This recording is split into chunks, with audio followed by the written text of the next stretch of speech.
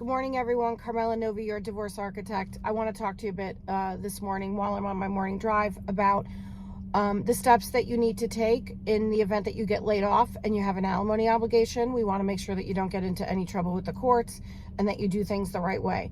First thing you need to do, take out your marital settlement agreement or the document that you signed at the time of divorce that has all the requirements of your divorce agreement. How much alimony you're going to pay for how long.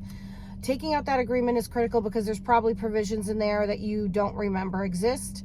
You may be required to go to mediation before you file an application with the courts to downwardly modify or terminate that obligation based on your unemployment.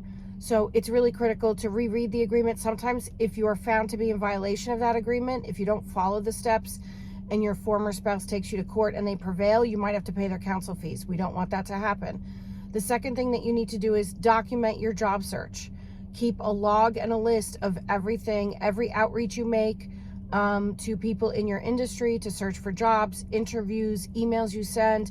If you get your resume or CV updated, change your LinkedIn profile, document all of that. The third thing is call your attorney in your jurisdiction.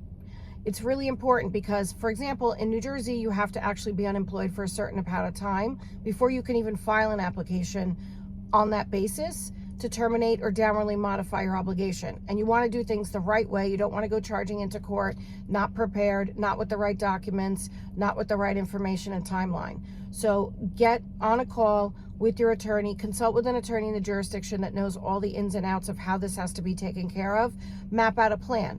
Hopefully, you won't need the plan, you'll become reemployed soon enough, and this will pass. If it doesn't though, you need clarity and strategy and a blueprint about how you're going to handle this in a way that serves you the best and doesn't get you into any trouble with the courts.